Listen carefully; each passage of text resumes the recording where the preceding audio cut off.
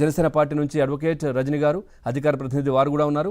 అందరికీ నమస్కారం అండి. ముందుగా సుబ్బారావు గారు నమస్కారం. నమస్తే సార్, ఏంటి ఎట్లా చూస్తారు ఈ సప్లిమెంటరీ మళ్ళీ ఛార్జ్ షీట్ అంటున్నారు, ఆ తర్వాత దీనికి సంబంధించి మళ్ళీ 90 రోజుల్లో ఛార్జ్ షీట్కు ఆదేశాలు కూడా ఇచ్చింది కోర్టు. ఏంటి సార్ ఈ కేసుకు సంబంధించి ఏం చెప్తారు? ఇక్కడ ఒకటండి, గత ప్రభుత్వ హయాంలో అనంతబాబుని అన్ని విధాలా కాపాడుతూ కేసుని ఒక ప్రమాదవశాత్తు జరిగినటువంటి సంఘటనగా సృష్టించడానికి అన్ని వ్యవస్థలు, అన్ని శక్తులు కృతనిశ్చయంతో పనిచేశాయి.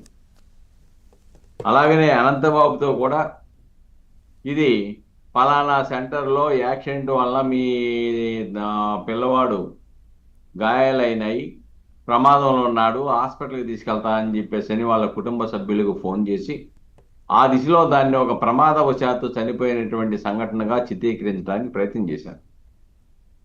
అయితే తర్వాత డోర్ డెలివరీ చేసిన తర్వాత వాళ్ళ కుటుంబ సభ్యులు చాలా స్పష్టంగా పోలీసు వాళ్ళకు ఫిర్యాదు ఇచ్చారు.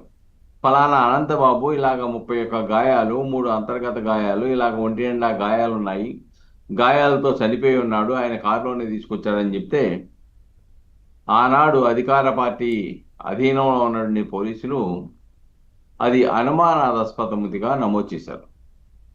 ఒంటి నిండా గాయాలున్నా, ఆయన కారులో మృతి చెందిన తర్వాత ఆయన్ని ఎక్కడా కూడా దాదాపుగా 4 రోజుల పాటు 19వ తారీఖు సంఘటన జరిగింది, 23వ తారీఖు వరకు అనంతబాబు స్వేచ్ఛగా అన్ని కార్యక్రమాలకు తిరిగారు. ఆయన్ని ప్రశ్నించడం కానీ, ఆయన్ని ఏం చేశాడు, ఎందుకు ఎలా వచ్చింది బాడీ, ఎలా తీసుకొచ్చావు, ఎక్కడి నుంచి తీసుకొచ్చావు అనే విషయాలు ఒక్క ప్రస్తావన కూడా అడగల. చివరికి ప్రజా ఉద్యమాలు, న్యాయ పోరాటాల ఫలితంగా తప్పనిసరి పరిస్థితుల్లో 23వ తారీఖు అరెస్ట్ చేశారు 4 రోజులకి. న్యాయస్థానంలో పెట్టి న్యాయస్థానానికి కూడా తప్పుడు సమాచారం ఇచ్చారు. ఆయన కులానికి సంబంధించింది కానీ, ఆయన గత నేర చరిత్ర ఏమీ లేదని చెప్పడం కానీ, ఇవన్నీ ఇచ్చిన తర్వాత మేము సమాచార హక్కు చట్టం ద్వారా తెప్పించేసి లేదు ఈయన మీద 11 కేసులకు పైగా ఉన్నాయి, అలాగనే ఈయన మీద గతంలో రౌడీ షీట్ ఉంది, వైఎస్ఆర్సీపీ ప్రభుత్వం వచ్చిన తర్వాత ఇదిగో రౌడీ షీట్ తీసేశారని ఆధారాలు న్యాయస్థానంలో పెట్టిన తర్వాత న్యాయస్థానం 3 సార్లు బెయిల్ అప్లికేషన్ తిరస్కరించడం, హైకోర్టు తిరస్కరించడం, చివరికి పోలీస్ శాఖ వాళ్ళు విచారణ జరపడానికి పోలీసు కస్టడీకి అడగడానికి కూడా మేము గగ్గోలు పెడితే 15వ రోజు ముగింపుకి ఇంకొక 10 నిమిషాలు ఉందనగా 4:50 15వ రోజున పోలీస్ కస్టడీ పిటిషన్ వేశారు. తర్వాత దాని మీద వాదన విన్న తర్వాత చట్ట ప్రకారం 15 రోజులు దాటితే పోలీసు కస్టడీకి ఇవ్వడానికి చట్టం అనుమతించదు కాబట్టి డిస్మిస్ చేస్తున్నామని డిస్మిస్ చేశారు. అంటే అనంతబాబుని పోలీసు కస్టడీకి తీసుకొని విచారించడం కూడా అయిష్ట వెలుబుల్చినటువంటి అధికారులు ఆ రోజున పోలీసు అధికారులు ఉన్నారు. ఇది అయిపోయిన తర్వాత చివరికి నిర్దేశించిన సమయంలో కూడా ఛార్జ్షీట్ వేయకపోతే మేము గొడవ చేస్తే అప్పుడు ఒక 2 రోజుల ముందు ఛార్జ్షీట్ దాఖలు చేశారు అసంపూర్తిగా. దాని మీద డిఫాల్ట్ బెయిల్ ఇచ్చారు. చట్టం నిర్దేశించిన సమయంలో పోలీసు వాళ్ళు ఛార్జ్షీట్ వేయలేదు కాబట్టి బెయిల్ ఇమ్మని చెప్పేసని, అది కూడా వన్స్ ఫైల్ చేసిన తర్వాత రిటర్న్ అయిపోతే అది ఛార్జ్షీట్ వేసినట్టుగానే భావించాలని చెప్పేసని మేము అనేక తీర్పులను న్యాయస్థానం ముందు ఉంచిన తర్వాత ఆ పిటిషన్ కొట్టేశారు. తర్వాత హైకోర్టుకు పోయారు, 2 పిటిషన్లు కొట్టేశారు. చివరికి సుప్రీంకోర్టుకు వెళ్ళారు. సుప్రీంకోర్టు డిఫాల్ట్ బెయిల్ మీద వెళ్ళారు. అంటే నిర్దేశించిన సమయంలో పోలీసు వాళ్ళు ఛార్జ్షీట్ వేయలేదనే దాని మీదే వెళ్ళారు, ఫ్యాక్స్ మీద వెళ్ళా.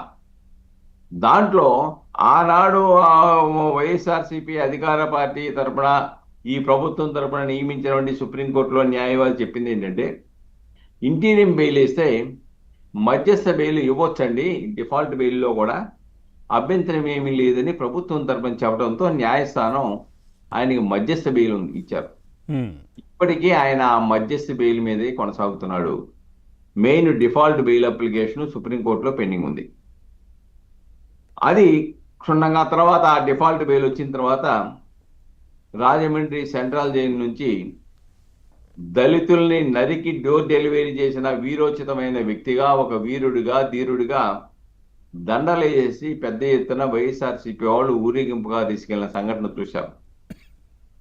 కాబట్టి ఆ పరిస్థితి ఉత్పన్నమైన తర్వాత అసలు అక్కడి నుంచి వచ్చే సమాచారం అప్పటికి కూడా ఆ ప్రాంత ప్రజలు, ఆదివాసీలు, గిరిజన ప్రాంతాల్లో నివసించే వ్యక్తులు ఒక భయానక వాతావరణంలో నివసిస్తున్నారు. ఉమ్, వాళ్ళు చెప్పే ఫోన్ల ప్రకారం అయితే, సార్ వెలుగులోకి వచ్చింది ఒకటేనండి, మా ప్రాంతంలో వెలుగులోకి రానివి కోకొల్లలుగా ఉన్నాయని చెప్పారు. ఏంటంటే తీసుకెళ్లిపోయి అక్కడ టైగర్ ఫారెస్ట్ అని ఒకటి ఉంది. ఉమ్. ఆ టైగర్ ఫారెస్ట్ లో పడేస్తే అక్కడికి జనాలు వెళ్ళరు, ఒక టైగర్లు తప్ప ఇంకేముండవు అడుగున పెద్ద గొయ్యిలో.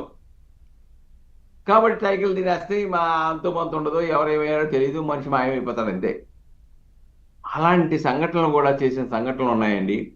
ఇవన్నీ వ్యవస్థలను కూడా చెప్పు చేతల్లో పెట్టుకొని ఎవరు మాట వినపోతే వాళ్ళ మీద ఆ వ్యవస్థను సార్ అట్లాంటి వ్యక్తిని జగన్మోహన్ రెడ్డి వెనకేసుకు రావడమే కదా, పక్కన కూర్చోబెట్టుకుని ఎన్నికల ప్రచారంలో తిరగడం, బస్సుల్లో తిరగడం, ఆ తర్వాత ఆయనకు అంత సంఘటన జరిగితే ఎక్కడ మాట్లాడకపోవడం, ఆయనను సమర్థించే విధంగానే ఆయన ప్రవర్తన కనిపించడం, పరోక్షంగా జగన్మోహన్ రెడ్డి కూడా సపోర్ట్ చేసినట్టే కదా సార్. అందులో సమస్య ఉందండి. ఆదివాసీ ప్రాంతాలకు వెళ్ళినప్పుడు అన్ని ఏర్పాట్లు ఈయనే చేశాడు. ఉమ్, ఈయన పక్కనే జగన్మోహన్ రెడ్డి గారు తన పక్కన కూర్చోబెట్టాడు, తన కారులో ఎక్కించుకెళ్ళాడు, తనకు అధిక ప్రాముఖ్యత ఇచ్చాడు. అంటే ఏ సంకేతాలు ఇచ్చినట్టు? అదే కదా. నేరస్తుల్ని, దళితుల మీద చంపి డోర్ డెలివరీ చేసిన వాళ్ళని నువ్వు పరోక్షంగా ప్రోత్సహించడం కాక మరేమవుతుంది? Okay, right. ఆయన పార్టీ నుంచి సస్పెండ్ చేయమంటే ఎందుకు చేయలే మీరు? ఉమ్, తర్వాత అనేక రికమెండేషన్స్ ఇచ్చాం, ఏమీ పట్టించుకోలే. చివరికి మృతుడు తల్లి ఈ ప్రభుత్వం మారిన తర్వాత రాష్ట్ర ముఖ్యమంత్రి గారికి అలాగనే డీజీపీ గారికి వింతపత్రం ఇచ్చింది.